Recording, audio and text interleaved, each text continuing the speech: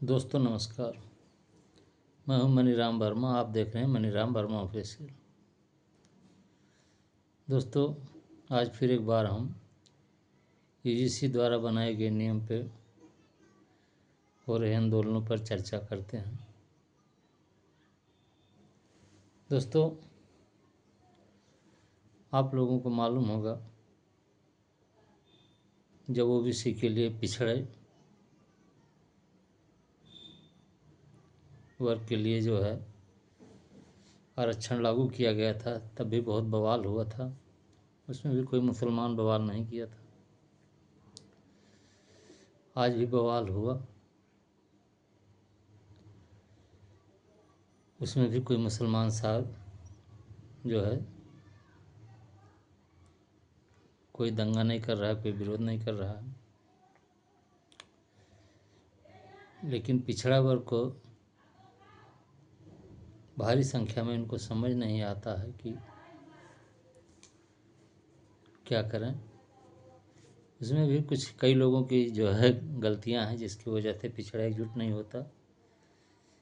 दोस्तों इसमें जो मेन खास बात है, सरकार के आंकड़े और सर्वे के में ही पता चला कि जो उच्च शिक्षण संस्थाओं में पिछड़े वर्ग और SC ST और के लोगों के ऊपर जो है अपमानजनक टिप्पणियां की जाती हैं, जिसकी वजह से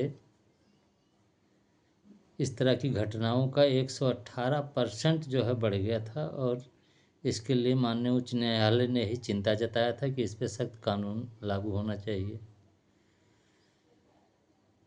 तो उन्हीं सब बातों को मद्देनज़र रखते हुए सरकार ने जो है ये आधा अधूरा कुछ सही लेकिन थोड़ा बहुत लाभ के लिए पिछड़ों की राहत के लिए उन्होंने ये नियम यूजीसी ने बनाया।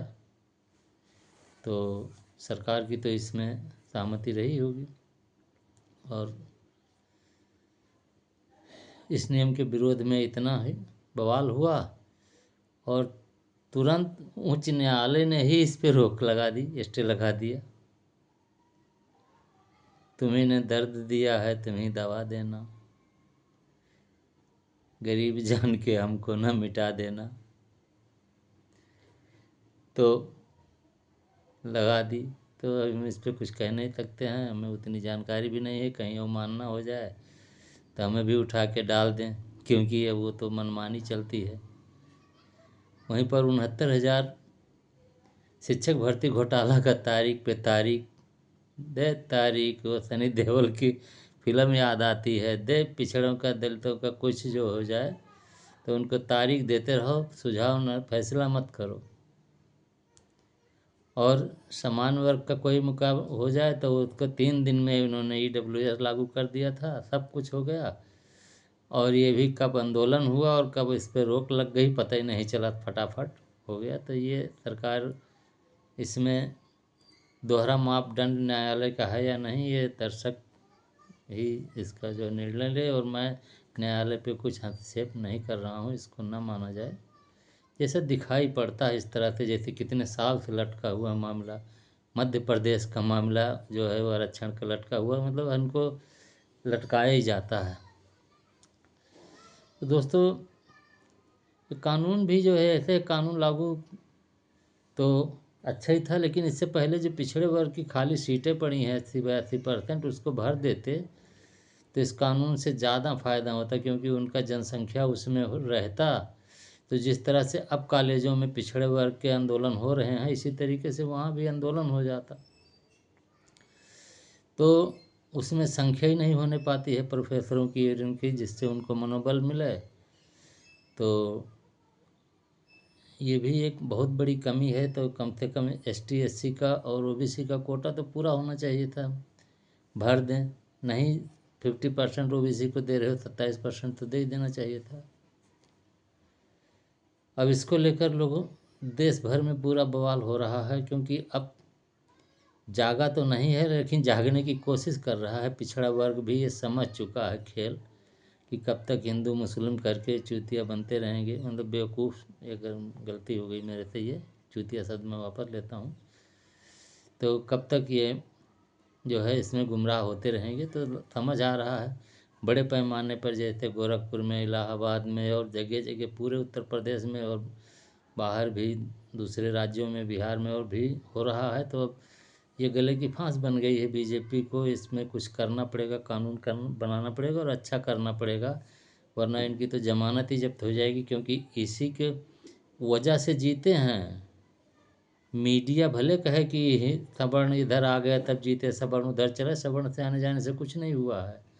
और ये भी जो जो पिछड़ा वर्ग, गैर यादव जो भाजपा के पास आया है, इसमें जो है पिछड़ा वर्ग के जो ठेकेदार हैं उन्हीं की वजह से आया है। कोई ना भाजपा के मोहब्बत में गया है ना कुछ, क्योंकि इन लोगों ने पिछड़ा वर्ग के 99% लोगों को जो है भाव नहीं दिया और आज भी ढुलमुल रवैया अपना रहे हैं। चंद्रशेखर आज़ाद जी को छोड़ दें और स्टालिन जी को छोड़ दें और थोड़ा बहुत जो है आरजेडी ने आवाज़ उठाई, तो कोई बोल ही नहीं रहे हैं। सबके मुंह में दही जमा है, जैसे किसी को ये न्याय नहीं चाहिए। इसी ढुलमुल रवैया की वजह से पिछड़ा वर्ग के जो बाहरी संख्या में जातियाँ हैं वो बीजेपी में चली गई थी और सब मुंह लटका लटका के बैठे हैं। और फिर ये चुप्पी, सबको पता है ये चुप्पी नुकसान कर सकती है उनको भी, क्योंकि किसी की ठेकेदारी नहीं चल पाएगी। ये अब सबको समझ आ रहा है, इसमें बोलना पड़ेगा और जो काम करेगा उसी को वोट मिलेगा। तो दोस्तों ये रहा आज के जो है यूजीसी पर हमारा कुछ बातें। थोड़ी सी बात कर लेते हैं हवाई जहाज़ की, जो है क्रैश होते हैं। तो दोस्तों घटनाएं बहुत हुई हैं। जो है आंध्र प्रदेश के चीफ मिनिस्टर का भी हवाई जहाज़ में दुर्घटना हुई और गुजरात के चीफ मिनिस्टर, पूर्व चीफ मिनिस्टर जा रहे थे, उसमें दुर्घटना हुई। और माधवराव सिंधिया जी की जो है हवाई जहाज़ में दुर्घटना हुई। संजय गांधी जी की जो है उसी में जो है ग्लाइडर से दुर्घटना हुई थी। जो है राजेश पायलट जी का जो है दुर्घटना में हुई, जो है मौत हुई। और ये जो है कौन वर्मा है, दिल्ली के चीफ साहब सिंह वर्मा जी की दुर्घटना में मौत हुई। तो ये सेकंड लाइन के जो नेता हैं इनकी क्रैश बहुत होती है, बहुत दुर्घटना होती हैं। और ललित माकन जी को घर पे ही मारा गया। अच्छे नेताओं को मतलब इस तरह से दुर्घटनाएं होती हैं। इसकी सोनेलाल पटेल जी की दुर्घटना में मौत हुई और बहुत अच्छे नेता भाजपा के जो हैं पंडित दीनदयाल जी की जो है दुर्घटना में मौत हुई। ये सब बहुत जांच के विषय हैं, लेकिन जांच की रिपोर्ट कोई आती नहीं है। अब जो है अजीत पवार जी की दुर्घटना हो गई और मज़े की बात है ऐसे समय पर दुर्घटना हुई है कि यहाँ जो है वो यूजीसी का जो है आग जल रही थी, उसमें पता ही नहीं लग रहा है किसी का दुर्घटना हुआ था कि नहीं। और उससे आगे बढ़कर अभी चिता ठंडी नहीं हुई और उनको उप मुख्यमंत्री बना दिए। अब उप मुख्यमंत्री बना इतनी जल्दी क्या थी? कौन से चीफ मिनिस्टर थे नहीं कि जो है कुर्सी खाली नहीं रहनी चाहिए। मुख्य प्रधानमंत्री थे, कुर्सी खाली नहीं रहनी चाहिए। राष्ट्रपति नहीं है, मतलब कोई ऐसा पद तो है नहीं उप मुख्यमंत्री का कि जो है इतना जल्दी भरा जाए। लेकिन ये सब देखो कितना घटनाएं होती हैं, इस पे क्या कहा जाए। आप लोग ही सोचिए और अपना कमेंट कीजिए, चैनल को लाइक कीजिए, सब्सक्राइब कीजिए। आप लोगों ने सुना इसके लिए बहुत बहुत धन्यवाद।